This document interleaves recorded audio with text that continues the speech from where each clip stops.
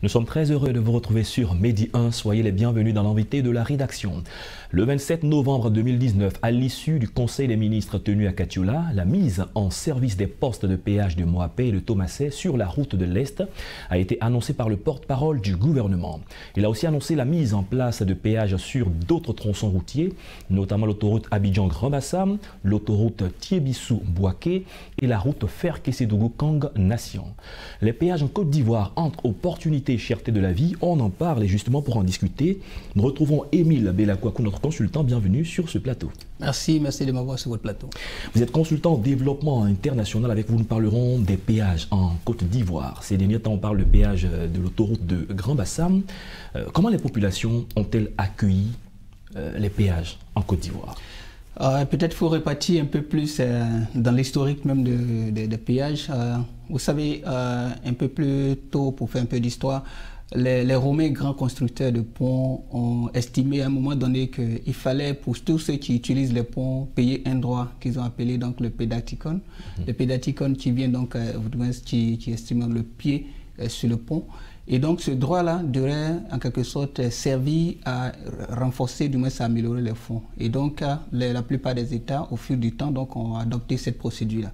Et pour le cas de la Côte d'Ivoire spécifiquement, contrairement en tout cas comparativement à certains pays comme par exemple le Ghana, ça remonte un peu plus, je vais dire ça date un peu plus récemment, on va dire en 2013, où l'État de Côte d'Ivoire a essayé de s'approprier donc ce mécanisme, j'appelle ça mécanisme parce qu'on verra plus tard que ça permet de pouvoir mobiliser des ressources.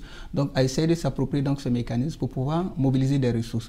Et donc cette approche de manière générale, je vais dire vue de cette façon en tant qu'instrument de mobilisation des ressources est bien appréciée des populations. Par contre, quand on revient sur les tarifs qui sont fixés, c'est en ce moment-là les droits de passage. Exactement, c'est en ce moment-là que le problème se pose. Comment les populations appréhendent cela? Je crois que c'est diversement apprécié parce que bien évidemment les tarifs qui sont affichés ne sont pas forcément du goût des populations et c'est là que le problème se situe. D'accord, et certaines personnes de la population estiment que depuis le temps du père fondateur de la nation, il n'y en avait pas, on a fonctionné ainsi. Et pourquoi maintenant? En tant que consultant, quel est votre regard sur ce genre de questions? Oui, du point de vue du développement, d'approche de développement, on estime que c'est un moyen, c'est une source de revenus pour l'État de Côte d'Ivoire. En termes de chiffres, si vous permettez, certainement.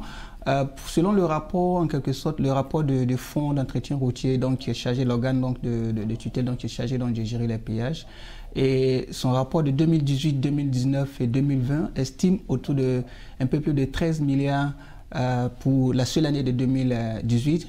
Autour de 14 milliards pour la seule année de 2019 et autour de 17 milliards, un peu plus, pour l'année 2020. Donc, vous comprenez que c'est quand même une bonne source de revenus donc, pour l'État. Donc, du point de vue du développement, parce qu'il faut évidemment avoir des ressources pour pouvoir donc, engager les projets de développement. Donc, pour l'État de Côte d'Ivoire, c'est vraiment une bonne approche et je crois que c'est quelque chose qui devrait être bien envisagé. Après, ce qui pose le problème, c'est quelle est l'utilisation de ces ressources qui sont mobilisées? Ça, par contre, on peut certainement en discuter. D'accord, l'utilisation des ressources mobilisées, c'est une autre paire de manches. Pendant ce temps, les populations, elles estiment que les coûts sont élevés. Est-ce que les populations ont raison aussi de le dire ainsi? Oui, après, vous savez, quand on a obligé, ou du moins quand on est amené à sortir de l'argent de sa poche, c'est pas forcément tout le temps que ça plaît. Mais après, il faut comprendre que c'est de bonnes guerres. Il y a le taux d'inflation, tout augmente sur le marché, les revenus des populations sont pratiquement aménagés. Donc, il y a forcément un challenge qui se pose, un défi majeur qui se pose au niveau des populations. Donc, les coûts, pour parler en tant que citoyen, en tout cas pour le cas de la Côte d'Ivoire, citoyen ivoirien, je crois que c'est vraiment très discutable. Et je dis discutable parce que les coûts sur certains péages ne sont pas forcément harmonisés. Quand je prends le cas, par exemple, du péage de Grand Bassam, c'est forcément, en quelque sorte, très discutable dans la mesure où ça se situe à une position où les populations qui habitent, par exemple, à Bassam, aujourd'hui, les gens ne sont pas forcément bien lotis à Abidjan, donc ils sont tentés d'habiter dans les zones périphériques. Et donc, il y a une forte population, une forte densité de population qui habitent hors d'Abidjan et donc dans la zone de Bassam. Et donc, si ces populations-là vont se déplacer, venir au travail, il faut payer 1000 francs. Payer 1000 francs pour retenir, ça fait autour de 2000 francs. pour la seule journée. Et quand vous multipliez ça par mois, ça fait un très bon montant. Donc, de ce point de vue-là, c'est vraiment très discutable. Ça pose problème dans ce sens-là. D'accord. Lors de l'inauguration du péage de Grand Bassam, le ministre Amédée Kouakou a dit ceci: pour qu'on puisse aisément financer la route, il faut accompagner et commercialiser la route. Ceux qui prennent la route doivent pouvoir payer un droit d'usage. C'est ce que vous disiez tout à l'heure. C'est ce que je disais d'entrée de jeu, c'est un droit d'usage ou un droit de pied pour utiliser donc le thème antique. Donc il y a forcément nécessité de payer parce qu'après, vous savez, l'État, c'est pas une entreprise, l'État n'a pas une entreprise en soi, l'État mobilise ses fonds à partir donc de contribuables et les populations, elles sont donc constituent donc le contribuable. Et en dehors des populations donc ivoiriennes, il y a aussi des étrangers qui utilisent ce moyen, ce canal de transmission de transport. Donc il faut aussi les amener à contribution pour que ces ressources là qui sont mobilisés puissent être utilisés. Donc évidemment, il est nécessaire que ce droit soit perçu et évidemment utilisé pour d'autres projets. Est-ce que cette mobilisation de ressources doit tenir dans le temps? Ah oui, évidemment, il faut que ça s'inscrive dans le temps. Mais après, encore une fois, il faut voir comment est-ce que au fil du temps, ça va être appréhendé. On a parlé tout à l'heure du cas de Bassam. Est-ce que pour le montant qui a été fixé, est-ce que ce montant doit être en quelque sorte maintenu jusqu'à une longue durée? Ou peut-être que parce que le projet, il est encore, ça vient d'être ouvert, donc le projet il est encore nouveau, est-ce qu'il faut peut-être l'utiliser, l'exploiter sur un temps et puis après ce temps-là, peut-être voir comment est-ce qu'il faut réduire cela pour que quand même une bonne population puisse même être, je veux dire, satisfaite. Parce que n'oubliez pas, je le dis chaque fois que je suis interpellé sur ce sujet, du moins je dois intervenir sur ce sujet, le développement c'est fait par et pour les populations. Et donc quand vous menez des actions en faveur des populations et que ces populations en faveur de qui ces actions sont menées ont tendance à ne pas être satisfaites, il faut à un moment donné faire un repli et puis se reposer la question. Et je crois que le gouvernement qui travaille donc pour la population en est conscient et puis prendra certainement les mesures dans ce sens-là. D'accord, pour que la route soit profitable, les péages soient profitables à la fois à la Côte d'Ivoire et à toutes les personnes qui vivent en Côte d'Ivoire, quel est le juste milieu qu'il faut trouver? Parce que bien des fois, une bonne partie de la population veut tout ce qui est gratuit. Alors que, comme on le dit, ce qui est gratuit est quand même payé par d'autres personnes. C'est le paradoxe parce que on veut, quand on est un citoyen d'un pays, on veut tout et son contraire à la fois. Donc on veut qu'il y ait plus de voies, mais en même temps, ce qui permet de construire les voies, on ne veut pas. On veut qu'il y ait plus de ponts pour faciliter donc la circulation, mais en même temps, ce qui permet de construire les ponts, on n'en veut pas. Donc il y a effectivement ce paradoxe-là. Mais après, ce qui est important, c'est qu'il faut savoir faire le juste milieu.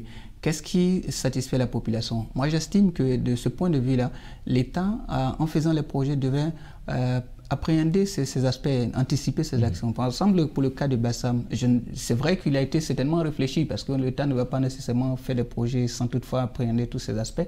Mais j'estime, si vous me demandez en tant qu'Ivoirien, j'estime que ça aurait pu, par exemple, s'installer un peu au-delà de Bassam pour que ça puisse, en tout cas, ceux qui vont au-delà de Bassam, donc sont en train de sortir d'Abidjan, soit pour aller dans d'autres zones.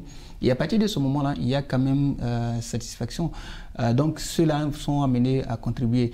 Et puis donc laisser la population, ceux qui habitent Bassam, profiter du fait que c'est une voie qui accède donc à une ville historique qu'est Bassam.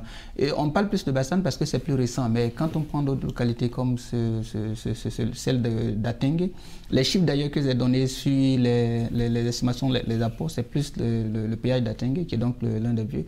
Donc vous voyez que ce sont des péages qui rapportent beaucoup d'argent. Alors est-ce qu'il ne faut pas peut-être à un moment donné réfléchir sur, j'ai pas envie de dire gratuité, mais revoir le montant de sorte à satisfaire la population? Ça, c'est une question peut-être qu'à un moment donné qu'il va falloir peut-être répondre et moi je laisse ça libre. Quand bien les autorités disent avoir suffisamment étudié la question, la dernière question que je voudrais poser, c'est le constat. Après l'ouverture du péage de Grand Bassam, l'ancienne voie détournée est longuement utilisée. De votre œil de spécialiste et d'Ivoirien, comment vous voyez la suite? Est-ce que finalement, avec les grands embouteillages qui vont se créer, tout le monde ne reviendra pas finalement payer ce qui a été décrié? C'est c'est tout évident, parce que de toutes les façons, quand l'État a souhaité que demain ça déterminé, qu'à autoriser que le montant soit payé, qu'il soit payé pour accéder au pont, tout le monde s'est rabattu sur l'ancienne voie. Et de ce point de vue, il y a eu beaucoup d'embouteillages, des bouchons, des longues heures d'attente. Alors, qu'est-ce qui va se passer? C'est que les gens vont se dire, bon, écoutez, plutôt que de passer 1 ou 2 heures à attendre dans le bouchon, moi, je préfère payer 1000 francs. Et donc, ça va revenir à la même chose. Et finalement, on aura des embouteillages même au niveau du péage, finalement. Je crains qu'il y ait des embouteillages, forcément au niveau du péage. Il y a cet adage-là qui dit qu'à Abidjan, quand tu parles le cas du 3e pont, il y a au pont HKV, il y a embouteillage partout, à toutes les heures, sauf sur le pont HKV. Pour dire simplement que les gens ne seront pas forcément trop enthousiastes à aller sur le péage de Bassam, parce qu'évidemment la voie principale, donc la première voie, va rester donc à utiliser.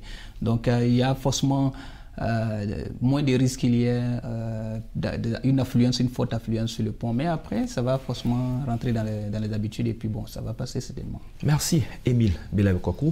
Nous avons eu le plaisir à échanger avec vous sur les questions de péage en Côte d'Ivoire. Merci de votre présence. C'est moi qui vous remercie de m'avoir et c'est tout un plaisir chaque fois d'être ici sur votre plateau.